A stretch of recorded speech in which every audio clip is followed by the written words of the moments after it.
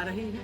गुरु के आने से बहुत सारी चीज़ें बदली। गुरु अपनी दशा में पूजा पाठ करवाते हैं, इंसान को सात्विक बनाते हैं, धार्मिक चीज़ों की तरफ लेके जाते हैं, समझदारी देते हैं। है कि जिसका जुपिटर काम नहीं करेगा, जैसे कि थोड़ा इसमें इश्यूज आएंगे थोड़े बहुत राशि में, तो उसको पूजा करनी चाहिए रेमेडीज के तौर पे। इस समय में आप गुरु धारण कर सकते हैं, गुरुद्वारे जा सकते हैं, गुरु की सेवा कर सकते हैं, आपकी कुलदेवी की सेवा कर सकते हैं। तो आपको गुरु की कर्क राशि वालों के लिए, अगर कर्क लगन या कर्क राशि देखें तो भाग्येश है, पढ़ाई करनी है तो हायर स्टडीज की तरफ भी जाएगा तो उसको अच्छी ग्रोथ मिलेगी। शादी का सोच रहे हैं, संतान का सोच रहे हैं तो उनके लिए बहुत अच्छा रहेगा। उसी के साथ और वृषभ राशि वालों को अगर हम सोचें तो वृषभ राशि वालों के लिए गुरु क्योंकि लाभेश ही हैं, तो लाभेश हैं तो लाभ देंगे। अब एजुकेशन और स्टूडेंट्स के लिए ये जुपिटर ट्रांजिट कौन से अपॉर्चुनिटीज लाएंगे, स्पेशली कम्पिटिटिव एग्जाम्स में? जो गुरु है वो नॉलेज का कारक है।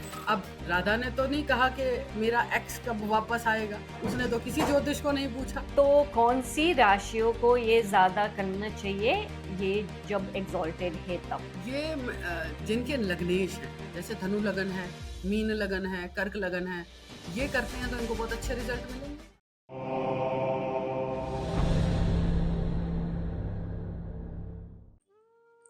अक्टूबर 2025 एक आम तारीख लग सकती है, लेकिन ज्योतिष की दुनिया में ये दिन कुछ खास है, क्योंकि इस दिन गुरु, हाँ वही गुरु जो ज्ञान का, समृद्धि का और सात्विक जीवन का प्रतीक है, अपनी ऊंचा राशि कर्क में प्रवेश कर रहे हैं। और जब गुरु ऊंचा होता है तो सिर्फ सितारों में बदलाव नहीं आता, बल्कि इंसान की सोच में, उसकी जिद में और उसकी जिंदगी की दिशा में भी एक नया मोड़ आता है। तो क्या ये गोचर सिर्फ खुशियां लाएगा या इसमें छिपे हैं कुछ चैलेंजेस भी? कौन सी राशियां होगी सबसे ज्यादा ब्लेस्ड और कौन से लोगों को थोड़ा संतुलन बनना होगा अपनी हेल्थ, वेल्थ और रिश्तों में? इस स्पेशल एपिसोड में हम जानेंगे गुरु के इस महा ट्रांजिट के हर पहलू को, एस्ट्रोलॉजी के गहरे राज से लेकर प्रैक्टिकल रेमेडीज तक। और हमें ये सब समझाने के लिए हमारे साथ है एक बहुत ही एक्सपीरियंस्ड और इंसाइटफुल एस्ट्रोलॉजर, जिसका नाम है श्वेता ओबरॉय जी। तो तैयार हो जाए, क्योंकि अगले 13 महीने आपकी जिंदगी में कुछ नया लिखने वाला है। नमस्ते श्वेता जी, कैसे हैं आप? बहुत बढ़िया, आप कैसी हैं? मैं ठीक हूँ। आप बहुत फ्रेश लग रहे हैं आज। हाँ, आज मैं बहुत फ्रेश हूँ क्योंकि आज अष्टमी, अहोई अष्टमी का फास्ट भी है मेरा। और ये बच्चों के लिए किया जाता है, जिनके बच्चे हैं वो माएँ रखती हैं अपने बच्चों की संतान के लिए, उनके सौभाग्य के लिए। तो पति के बाद फिर बच्चे, ये ज़रूरी है। जी जरूर। तो आज हम बात करने वाले हैं जुपिटर ट्रांजिट के बारे में। अब 18 अक्टूबर को जुपिटर का ट्रांजिट हो रहा है। जी हाँ, 18 अक्टूबर को। जी, उसके बारे में थोड़ा बता सकते हैं आप? हम अभी ऑफलाइन बात कर रहे थे जब मेरा स्पिरिचुअल अवेकनिंग हुआ था 2019 में, तो आप मुझे बोल रही थी कि अब अक्टूबर 18 से सब कुछ बहुत चेंज होने वाला है, तो इसके बारे में थोड़ा बताइए जी। देखिए, जिन लोगों की गुरु की दशा चल रही है, जिनके गुरु का अंतर चल रहा है, पर्यंतर चल रहा है, किसी भी दशा में अगर गुरु का ट्रांजिट आ रहा है उनका, तो उसके साथ ये गोचर जब क्लम्प करेगा तो अच्छे रिजल्ट देगा। तो गुरु का ये गोचर जीवन में उन्नति लाएगा, अवेयरनेस लाएगा, स्पिरिचुअलिटी के बारे में सोच जो है वो थोड़ी डिफरेंट होगी। ये चीज़ अच्छी रहेगी, लोग ज्ञान की तरफ अग्रसर होंगे, नई चीज़ें सीखने का मन करेगा। गुरु अपनी दशा में पूजा पाठ करवाते हैं, इंसान को सात्विक बनाते हैं, धार्मिक चीज़ों की तरफ लेके जाते हैं, समझदारी देते हैं। जिसकी कुंडली में भी गुरु स्ट्रांग होंगे, अच्छे पॉजिटिव वे में होंगे, तो उसको अब रिजल्ट मिलेगा। जैसे मीन लगन है, उनका अब पंचम में आएगा गुरु उच्च का होकर। तो पंचम जो है वो पिछले जन्म के कर्म भी हैं, संतान का भाव भी है, कॉम्पिटिशन्स का भी है, और वहां से वो भाग्य भाव को देखेंगे, भाग्य भाव को देखेंगे, लाभ भाव को देखेंगे, लगन को भी देखेंगे। तो कहने का मतलब ये जो ट्रांजिट रहेगा कुछ खास लगन के लिए बहुत अच्छा रिजल्ट देने वाला है। हालांकि गुरु मोटापे के भी कारक हैं, इस समय में लोगों को खाया पिया लगेगा बड़ा अच्छा, सेहत बन जाएगी सबकी, पर ज्ञान भी मिलेगा, अवेयरनेस भी बढ़ेगी। लोगों को जो अभी थोड़ा सा धीरे धीरे, मैं समझ रही हूँ, अवेयरनेस आ भी रही है कि कैसे ज्योतिष की तरफ लोग, बड़ी भीड़ आई कि ज्योतिष सीखते हैं और पैसा कमाते हैं। बट अब आएगा कि हम ज्योतिष को डीपली समझें, उसके प्रति एक जागरूकता आएगी। एक तो था तुक्के मारने वाला, तुक्के मार रहे थे लोग, थोड़ा सा टैरो सीख रहे थे, थोड़ा सा नमरोलॉजी सीख रहे थे और किसी एप्लीकेशन पे ज्वाइन कर रहे थे। तो क्या है, जब हमारा गुरु अच्छा हो या गुरु गोचर में अच्छे उसमें आए, तो इंसान को उस चीज़ की गहराई को जानने की इच्छा हो जाती है कि मैं इस चीज़ को अच्छे से समझूं, क्या ये और भी कुछ है सीखने का। मैंने 2004 में जब कोर्स अपना ज्वाइन किया ज्योतिष का, तो मैंने 5 साल फ्री किया, क्योंकि मुझे खुद पर विश्वास नहीं था कि मैं अच्छा कर सकती हूँ। फिर मैंने धीरे धीरे 5 साल फ्री करने के बाद समझा, लोगों को समझा, उनकी सोच को समझा, अपने ज्ञान को भी समझा कि मुझे कितना आता है। फिर धीरे धीरे मैंने इसको चार्जेस पे आई मैं। और यही रीज़न है कि मैं अभी भी पढ़ रही हूँ। मेरी कुंडली में गुरु हो चुके हैं और मुझे बड़ी वेटिंग थी कि ये जल्दी से उच्च राशि में आए, तो मुझे भी कुछ नया सीखने का मौका मिलेगा, कुछ मेरे भी ज्ञान में इजाफा होगा। इतना सीखने के बाद भी मैं सोचती हूँ मुझे कुछ नहीं आता, मुझे अभी भी और सीखने की ज़रूरत है, मुझे और जानने की ज़रूरत है। तो अब गुरु की जब आएगी दशा, तो वहीं सब लोगों की, आम जनमानस की भी ये सोच होगी कि हम कुछ नया सीखें। सब ज्योतिष नहीं सीखने लग जाएंगे, सब अपनी फील्ड में सीखेंगे। कोई बीटेक करके बैठा है, हो सकता है वो एमबीबीएस करे, हायर स्टडीज़ की तरफ लेके जाएगा, नॉलेज की तरफ लेके जाएगा। उस चीज़ को गहराई से सीखने की इच्छा इंसान के मन में आएगी। कहने का मतलब ये है। तो गुरु का ये गोचर आम जनमानस पर, सब पर असर देगा। किसी को थोड़ा मोटापा ज़्यादा दे सकता है, क्योंकि ये तो जब गुरु आते हैं तो जिसकी दशा में आते हैं उसको पानी भी घी की तरह लगने लग जाता है। और हर किसी को अगर पानी घी की तरह लगेगा तो थोड़ा सा कोलेस्ट्रॉल बढ़ा भी देगा, तो थोड़ा सा प्रॉब्लम भी देगा, ठीक है ना। तो गुरु आ रहे हैं, गुरु के आने से बहुत सारी चीज़ें बदलेंगी, ठीक है। गोल्ड के प्राइस बहुत हाई जा रहे हैं, हो सकता है ये बीच में थोड़ा सा स्किप कर जाए, थोड़ा सा नीचे आ जाए इस दौरान, कि गुरु के टाइम पे थोड़ा सा प्राइस नीचे आएगा, आने के चांसेस हैं। और देखते हैं, फिर शनि महाराज भी गुरु की ही राशि में बैठे हैं, ये आपस में दृष्टि संबंध बनाएंगे। तो ये दृष्टि संबंध बनाते हैं तो समझदारी आती है। जब गुरु शनि की युति आती है तब इंसान के जीवन में समझदारी भी आती है। गोचर हमारे जीवन में बहुत असर करता है, शनि का गोचर, गुरु का गोचर, राहु केतु का गोचर, क्योंकि ये 4 ऐसे प्लैनेट हैं जो लंबे समय तक एक राशि में समय गुजारते हैं। जैसे शनि 2.5 साल लेता है, गुरु 13 महीने लेता है, और राहु केतु 18 महीने लेते हैं एक राशि के अंदर। तो इनका टाइम पीरियड जब आता है तो आम जनमानस पे लंबे समय पर थोड़ा असर देता है। जैसे कोरोना आया, शनि महाराज मकर राशि में आए थे उस समय में, और अब जबकि गुरु अपनी उच्च राशि में आएंगे तो देखेंगे फिर से मकर राशि को ही, ठीक है ना।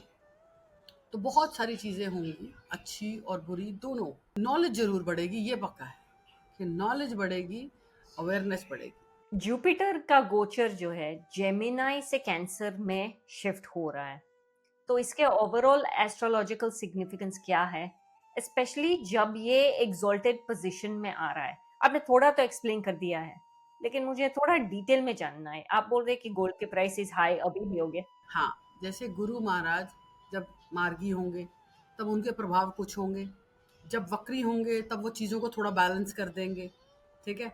फिर जब ये पुष्य नक्षत्र में आएंगे तब इनका थोड़ा सा शनि के साथ जो है ट्रांजिट का रिजल्ट कुछ और बढ़ जाएगा। तो कहीं ना कहीं तेल के दाम इंटरनेशनल लेवल पर, बहुत सारी चीज़ों के दाम बढ़ेंगे, क्योंकि गुरु देख रहा है, गुरु ग्रोथ का कारक है। अब शनि को जब देखेगा तो शनि जो है वो ऑयल्स का, कोयल का, या इन सब चीज़ों का कारक है।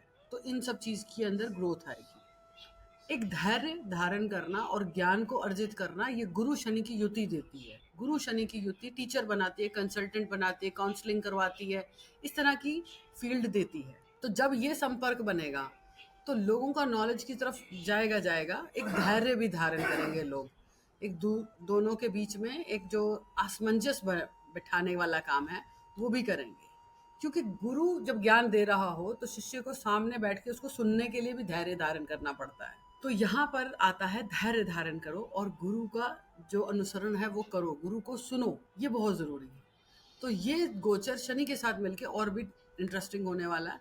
हालांकि राहु और गुरु का आपस में नक्षत्र एक्सचेंज भी हो रहा है, ये भी एक अलग से देगा। यही रीजन है कि गोल्ड के प्राइस एकदम से बढ़े हैं, क्योंकि राहु का नक्षत्र बीच में आया, तो राहु का भी बीच में फ्लेयर आ रहा है। तो बस यही सब चीजें हैं जो आने वाले टाइम में और चेंजेस देखने को हमें मिलेंगे। तो देखते हैं ये 13 महीने आम जनमानस के लिए कैसे जाते हैं, क्या क्या होता है, और आई होप कि सब अच्छा ही होगा। जी, अब आप हमें हर राशि के लिए एडवाइस दे सकते हैं? हाँ, जैसे मेष राशि है, मेष राशि के लिए मेष लगन या मेष राशि, हम दोनों को सोच के चलते हैं। मेष लगन हो चाहे मेष राशि हो, उनके लिए भागेश हैं गुरु और द्वादेश भी हैं, और ये गोचर हो रहा है उनके 4th हाउस में। 4th हाउस से वो इनको ब्लेस करेंगे, इनके काम को भी ब्लेस करेंगे, कहीं ना कहीं इनके लगन को भी ब्लेस करेंगे अपनी 9वीं दृष्टि से, और इनके 7th हाउस को भी ब्लेस करेंगे। तो बहुत सारी चीज़ें अच्छी होने वाली हैं। 8th हाउस को ब्लेस करेंगे, प्रॉपर्टी का योग बनेगा इनका, घर बनाने का योग बनेगा इनका। और वृषभ राशि वालों को अगर हम सोचें तो वृषभ राशि वालों के लिए गुरु, क्योंकि लाभेश ही हैं, तो लाभेश हैं तो लाभ देंगे। मिथुन राशि वालों के लिए भी गुरु धन भाव में आ रहे हैं, 2nd हाउस में आ रहे हैं, ठीक है ना। तो गुरु यहाँ पे कर्म भाव के स्वामी भी हैं और स्पाउस के भी कारक हैं, और उच्च राशि में आ रहे हैं, तो यहाँ पर भी वो प्रोफेशन में अच्छी ग्रोथ देंगे। कर्क राशि वालों के लिए अगर कर्क लगन या कर्क राशि देखें तो भाग्येश हैं, लगन में आ रहे हैं, पंचम को भी ब्लेस करेंगे, 7th हाउस को ब्लेस करेंगे, 9th हाउस को ब्लेस करेंगे। तो यहाँ पर भी ये, अगर किसी को पढ़ाई करनी है तो हायर स्टडीज़ की तरफ भी जाएगा तो उसको अच्छी ग्रोथ मिलेगी। शादी का सोच रहे हैं, संतान का सोच रहे हैं, तो उनके लिए बहुत अच्छा रहेगा। उसी के साथ अगर हम सिंह लगन वालों को देखें तो 12th हाउस में गुरु आएंगे। यहाँ पर भी शनि महाराज पंचम के लॉर्ड हैं, पंचम के भी लॉर्ड हैं तो अष्टम के भी लॉर्ड हैं, तो कहीं ना कहीं ये थोड़ा सा अनबैलेंस भी करते हैं, थोड़ा सा हेल्थ इशू भी दे सकते हैं, बट फिर भी ज्ञान तो देंगे, नॉलेज तो मिलेगी। उसके अलावा अगर हम देखें कन्या राशि वालों के लिए, कन्या राशि वालों के लिए 7th भाव के स्वामी हैं और सुख भाव के भी स्वामी हैं, और अपनी उच्च राशि में जाएंगे तो लाभ भाव में जाएंगे, तो संतान को ब्लेस कर सकते हैं, जीवन साथी ब्लेस कर सकते हैं, छोटे भाई बहन को भी ब्लेस कर सकते हैं। तो ये गोचर उनके लिए भी शुभ है। तुला राशि वालों के लिए ये कर्म भाव में आ रहे हैं, तो कर्म भाव में उच्च के गुरु, जहाँ ये इनके 6th के भी लॉर्ड हैं, तो कहीं ना कहीं थोड़ा हेल्थ इशू भी दे सकते हैं। तो ऐसे में पिता को थोड़ा हेल्थ इशू रह सकता है, या काम में थोड़ा सा अनबैलेंस रह सकता है। और वृश्चिक राशि वालों के लिए देखें तो भाग्य भाव में आ रहे हैं, भाग्य भाव से आप पंचम को ब्लेस कर रहे हैं, लगन को ब्लेस कर रहे हैं। 3rd हाउस मकर राशि को भी देखेंगे तो उसको भी ब्लेस करेंगे, तो छोटे बहन भाइयों को भी ब्लेस कर रहे हैं। उसी के साथ अगर हम देखें धनु राशि वालों के लिए, धनु राशि वालों के लिए भी बहुत अच्छे हैं। धनु राशि वालों के लिए 8th हाउस में आ रहे हैं, तो 8th हाउस जो है वो ऑकुल्ट साइंस भी है, थोड़ा डीप साइंस भी है, तो मेडिकल लाइन में भी लोग जाते हैं, जासूसी में जाते हैं, बहुत सारे कोडिंग वगैरह भी सीखते हैं, सब ज्योतिषी हम क्यों कहें, तो बहुत सारी चीज़ें हैं। और उसके अलावा अगर हम मकर राशि वालों के लिए कहें तो मकर राशि स्पाउस के घर पे आ रहे हैं, स्पाउस का, जीवन साथी का और ज़्यादा धार्मिक हो जाना या थोड़ा हेल्थ इशू होना पॉसिबल है, तो यहाँ पर भी ये लाभ भाव को भी देख रहे हैं, और साथ में ये 3rd हाउस यात्रा को भी देख रहे हैं, तो यात्रा हो सकती है। अगर हम कुंभ राशि वालों के लिए देखें तो कुंभ राशि वालों के लिए 6th हाउस में आ रहे हैं। 6th हाउस जो है वो रोग ऋण शत्रु भाव का भी है, पर गुरु लाभेश और धनेश हैं, तो ऐसे में दुश्मनों से भी लाभ मिल सकता है, तो ये ब्लेसिंग दे रहे हैं। काम में ब्लेस कर रहे हैं तो काम को बढ़ोतरी देंगे, कुछ नए चेंजेस आएंगे, पॉजिटिव चेंजेस आएंगे। और अगर मीन लगन वालों को कहें तो वो पंचम में आ रहे हैं, संतान को ब्लेस कर रहे हैं, भाग्य को ब्लेस कर रहे हैं, लाभ को ब्लेस कर रहे हैं, लगन को ब्लेस कर रहे हैं। तो संतान का सुख मिलना, पिछले जन्म के जो आपने कर्म किए हैं उनका रिजल्ट आपको मिलना, ऑकल्ट साइंस की तरफ अगर आपका रुझान है तो ये तो काम में कुछ नए चेंजेस आ सकते हैं। हम ये नहीं कहते कि सबके साथ यही घटना घटेगी, हो सकता है कुछ अलग भी हो, क्योंकि एक हाउस से 120 आइटमें देखी जाती हैं। अब 120 साइट में अगर हम देखने चलेंगे तो हम ये कहेंगे कि 10 साल का बच्चा अगर आया है तो हो सकता है यही रिजल्ट, उसके लिए उसका उस समय पेट दर्द चल रहा हो या हेल्थ इशू चल रहा हो, छोटा बच्चा है। और वही 25 साल की हो तो उसके लिए प्रेम संबंधों में कोई दिक्कत आ रही होगी। वहीं अगर 35 साल का है तो हो सकता है वो संतान को ब्लेस करना चाह रहा हो कि अब संतान हो जाए मेरे। वहीं अगर 75 साल के इंसान के लिए आ रहा है तो हो सकता है उसको अपना पेट खराब हो और संतान की तरफ से कोई प्रॉब्लम्स आ रही हो। तो हर उम्र के लिए, हर प्रांत के लिए अलग अलग इसका भाव है। अब इंडिया में हम सबसे ज्यादा ज्योतिष को मानते हैं नॉर्थ में, वेस्ट में नहीं मानते। वेस्ट में कुछ और चीजों को मानते होंगे, उनका कुछ और होगा। तो सबका अलग अलग भाव है, पर असर तो ग्रहों ने सब पर देना है, ठीक है ना। सब ज्योतिष नहीं हो जाते, सब ऑकुल्ट साइंस में नहीं जाते, सब विदेश नहीं जाते। तो कहने का मतलब ये है कि कोई भी एक भाव अगर है, अगर मान लीजिए 6th हाउस है, हम 6th हाउस से सिर्फ रोग ऋण शत्रु देखते हैं। अगर यहीं पर शनि मंगल की युति बन जाए और चंद्रमा की युति बन जाए तो इंसान डॉक्टर भी बन जाता है। अब हॉस्पिटल के अंदर सिर्फ मरीज नहीं होता, वहां डॉक्टर भी होता है, और दोनों के प्लेनेट ऑलमोस्ट सेम से होते हैं, क्योंकि वो भी हॉस्पिटल जा रहा है, ये भी हॉस्पिटल जा रहा है, ये इलाज करवाने के लिए जा रहा है, वो करने के लिए जा रहा है। बस उसकी कुंडली में प्लेनेट स्ट्रांग है तो वो इलाज कर रहा है, इसके वीक है जो इसको बीमार किए हुए हैं तो ये वहां इलाज लेने जा रहा है। उसी तरीके से अष्टम को लोग कहते हैं कि ये शमशान है, ये है, वो है, समथिंग बहुत कुछ। आप देखेंगे शमशान में भी सरकारी नौकरी लगती है, वहां पर भी किसी को एक पेपर भरना पड़ता है, जो सरकारी पेपर भरता है, कितने बजे मरा, कब मरा, किसका बाप था, किसका बेटा था, माँ थी, बाप था, जो भी। तो वहां पर उसको तो कोई भूत नहीं चिपकता है या नहीं, वो वहीं पे रहता है। अब वहां पर एक स्वीपर भी होता है जो सफाई करता है, होता है ना, कोई उसकी टेक केयर कर रहा होता है। लेकिन लोगों का भाव इसको देख के यही है कि हाय ये तो पता नहीं क्या है, ठीक है ना। अब 12th हाउस जेल है। अब जेल में चोर भी जाता है, क्रिमिनल भी जाता है, बस वो लॉक के अंदर और ये लॉक के बाहर है। फर्क इतना ही है, दोनों ही जेल के अंदर, एक वहां जाकर भी आजाद है और एक वहां जाकर बंद जाता है। तो ये फर्क समझना चाहिए कि आप थोड़ा डीपली समझें कि एक हाउस से 120 आइटमें हैं। आपको एक बकेट दिया, 120 आइटमें हैं, इसमें से आप कुछ भी ले लो। आपकी चॉइस है कि आप क्या ले सकते हो। आप अच्छी चीज भी ले सकते हो, एक बुरी चीज भी ले सकते हो। अब जैसे केतु की जब दशा आए तो इंसान अकेलापन फील करता है, फ्रस्ट्रेशन आती है, उसको इरिटेशन आती है, वो अकेला फील करता है। देखा जाए दोनों में फर्क है। एक कुंडी अंदर से मैं लगा लूं तो मैं कहूंगी अब मैं आराम से सोऊंगी, मुझे कोई डिस्टर्ब नहीं करेगा। एक कोई कुंडी बाहर से लगा दे तो वो बेचैन हो जाएगा, उसको एक फ्रस्ट्रेशन स्टार्ट हो जाएगी कि मुझे बंद क्यों किया गया। ये दोनों ही एकांत के कारक हैं। हम अकेले हो गए ना, पर कोई हमें देता है तो हमें बुरा लगता है, लेकिन जब हम खुद अपनी चॉइस से कोई चीज लेते हैं तो हम उसके साथ एडजस्ट कर लेते हैं। ज्योतिष आपको सिर्फ ये एडजस्टमेंट ही दे सकता है, वो बदल कुछ नहीं सकता। अगर बदलना होता तो सारे देवी देवता भी अपना अपना भाग्य बदल लेते, पर नहीं बदल पाए, ठीक है ना। अब राधा ने तो नहीं कहा कि मेरा एक्स कब वापस आएगा, उसने तो किसी ज्योतिष को नहीं पूछा। नहीं तो लड़कियां लड़के आजकल ही पूछता है वो कब आएगा, आएगा या नहीं आएगा, हम उसके लिए डिप्रेशन में हैं।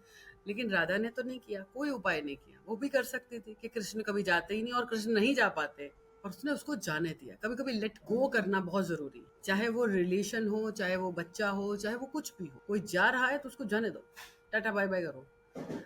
अब रही बात, बहुत से लोग बोलते हैं कि उपाय करने से क्या हो जाता है। देखा जाए तो हमारे ज्योतिष में उपाय की जगह पूजा पाठ का विधान था। राम ने युद्ध लड़ना था तो उन्होंने रामेश्वर शिवलिंग की स्थापना की, शिव का अभिषेक किया, माँ बंगलामुखी का भी किया, कहीं जगह पे उनका ये भी उल्लेख आता है।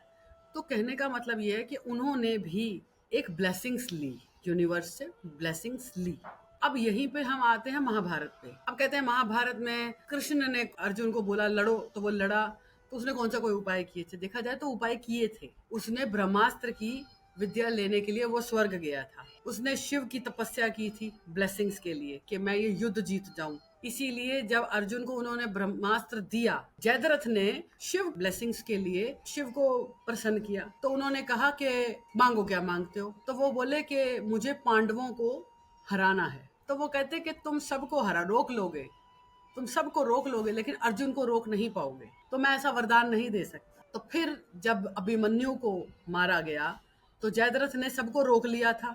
अभिमन्यु को चक्रव्यूह से दूर लेके गए थे, तो पीछे से उन्होंने अभिमन्यु को मार दिया था। तो वो रीजन बना अभिमन्यु की डेथ का, और बाद में जब वो सामने आया तो उसने उसको मार दिया। तो देखा जाए, अच्छा इसी तरीके से अगर हम लें हमारे जो खाटू श्याम जी हैं, उनको भी ब्लेसिंग्स मिली हुई थी हरसिद्धि देवी की। तो उन करनी माता की मिली थी, पता नहीं हरसिद्धि देवी की मिली थी, तो उन्होंने भी ब्लेसिंग्स ली हुई थी, 3 तीर लिए हुए थे जिसका कोई तोड़ नहीं है।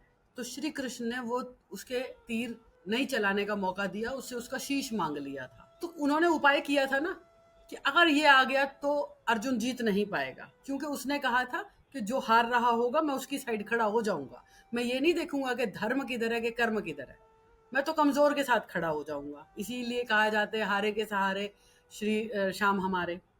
तो कहने का मतलब यह है कि उपाय तब भी किए गए थे। घटोत्कच को आगे कर दिया गया था क्योंकि उनको पता था कि कर्ण अब ब्रह्मास्त्र चलाएगा, तो उसके सामने घटोत्कच को खड़ा किया गया कि अगर अर्जुन को कुछ हो गया तो युद्ध कौन लड़ेगा। तो उपाय तो किए थे, तो तुक्के मारे गए थे, कुछ ना कुछ तो तिकड़मबाजी की गई थी। अब उसे उपाय कहिए, उसे कहिए चतुराई, उसे कहिए कुछ भी, पर कोशिश हर इंसान करता है, हर इंसान को करना चाहिए अपनों के लिए, अपनों के साथ। किसी की हेल्थ इशू होता है तो हम उसको कहते हैं कि आप रुद्राभिषेक करवाइए, महामृत्युंजय मंत्र का जाप करवाइए। मार्कंडेय जी ने उन्हीं का मंत्र का, महामृत्युंजय मंत्र का निर्माण किया था। तो मृत्यु तक को टाल देने वाला वो मंत्र है, मृत्यु को भी टाल देने वाला मंत्र है महामृत्युंजय मंत्र। शिव का है कि अगर वो मंत्र आपने करवा लिया तो एक पल के लिए तो जी यमराज भी चला जाएगा। तो ये उपाय है, हमारे ऋषियों ने ही बनाया है, मैंने नहीं बनाया।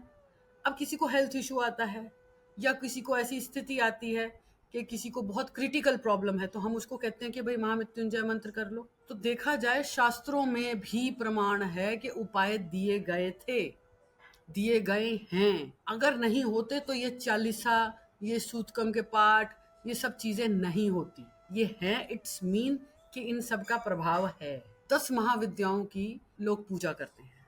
10 महाविद्याएं जिसमें हम माँ बंगलामुखी को लेते हैं, ब्रह्मास्त्र की देवी हैं।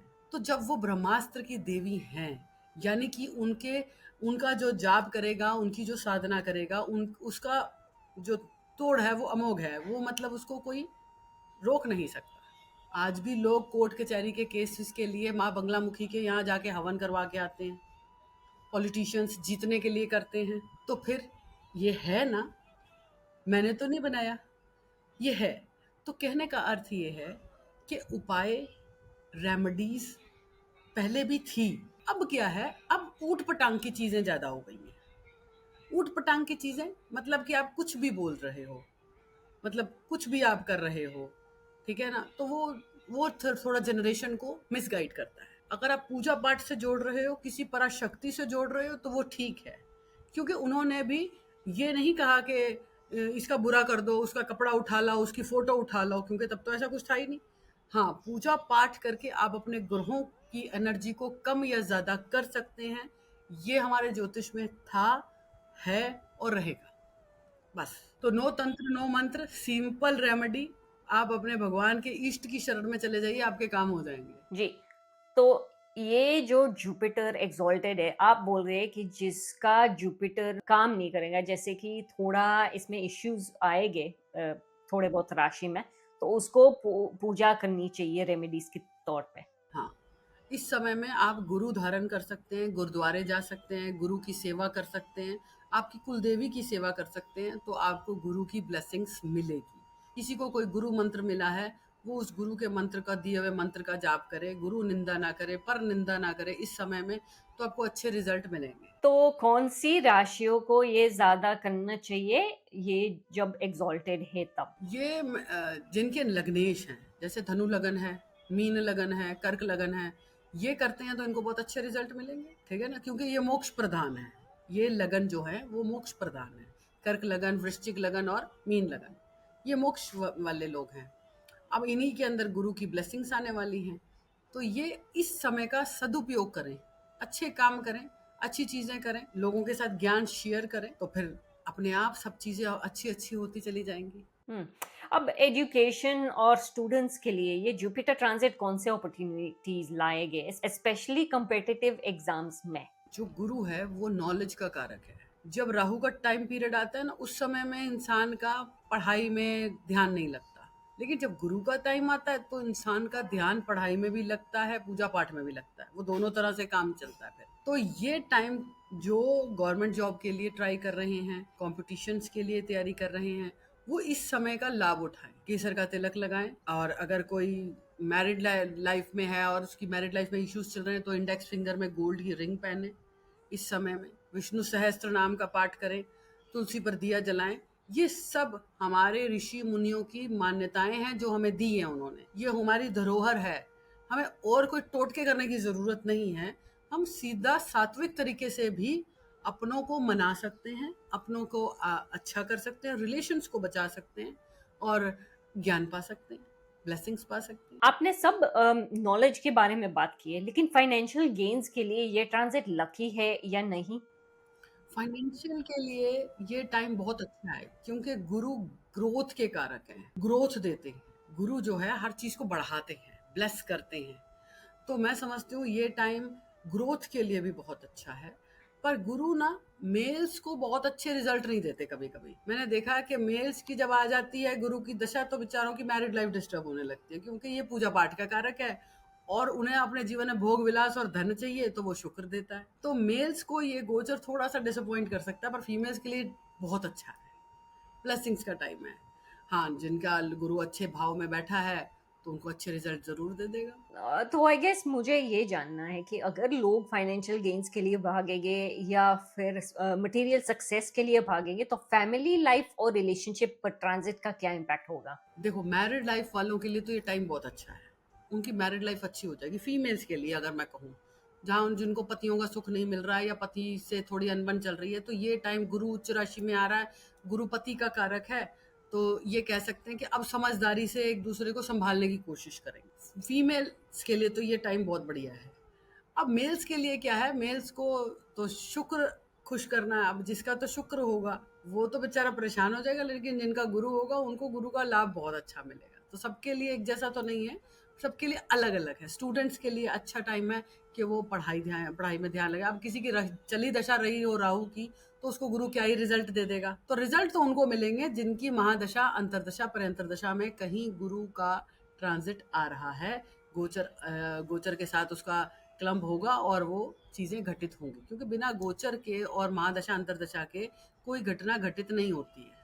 फिर चाहे गुरु उच्च राशि में आए चाहे नीच राशि में आए, क्या ही फर्क पड़ रहा है, ठीक है ना। तो फर्क उन्हीं को मिलेगा जो इस गोचर से, इस दशा महादशा से निकलेंगे। अच्छा, मेरा आखिरी सवाल श्वेता जी ये है कि इंडिया के लिए 2026 क्या लेकर आएगा, या ये जुपिटर ट्रांजिट जो हो रही है इसमें इंडिया का क्या फायदा होगा? मैं कंट्री के बारे में पूछ रही हूँ, मैं लोगों के बारे में नहीं पूछ रही। और शायद ये पॉलिटिशियन के बारे में आप बता सकते हैं, जैसे कि मोदी जी है जो एक्चुअली प्राइम मिनिस्टर है, उसके अंडर सब कुछ बहुत चलता है, ग्रोथ वगैरह। तो या गुरु के ट्रांजिट में अगर हम इंडिया का कहें तो बहुत अच्छी दशा रहने वाली है। अब जो है ग्रोथ बहुत अच्छी होने वाली है।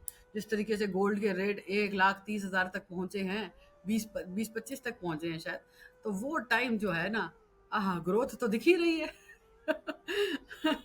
जबरदस्त ग्रोथ हो रही है। फीमेल्स को थोड़ा सा झटका लगता है, राम अब कैसे गोल्ड खरीदेंगे, बट मुझे पता है कि इंडियन फीमेल्स नहीं रुक सकती। वो कहेंगे बेटा तू जहाँ मर्जी पहुंच जा, हम तो पहनेंगी। तो मैं समझती हूँ कि ये दशा जो है, ये जो गोचर है, इंडिया के लिए ही नहीं सबके लिए अच्छी ग्रोथ लाने वाला है। सबको कुछ कुछ कुछ कुछ मिलेगा। अब किसी को पढ़ाई एजुकेशन में अच्छा मिलेगा, किसी को खेल में अच्छा मिलेगा, किसी को फाइनेंस अच्छा हो जाएगा, किसी के उसमें कुछ और नई टेक्नोलॉजी आ सकती है। तो सबके लिए ये समय अच्छा ही जाने वाला है, मैं ये समझती हूँ।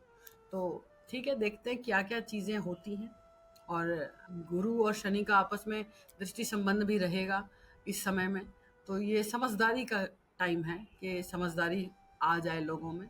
बट ये कोई कभी कभी अहम भी देता है, अहंकार भी देता है। तो कभी कभी समझदारी का भी अहंकार हो जाता है, नॉलेज का भी अहंकार हो जाता है कि मुझे ही ज़्यादा ज्ञान है। तो ये नहीं होना चाहिए। इस चीज़ पे सबका फोकस रखना चाहिए कि आप दूसरे को भी मौका दें, औरों को भी समझने का मौका दें, सीखने का मौका, ठीक है ना।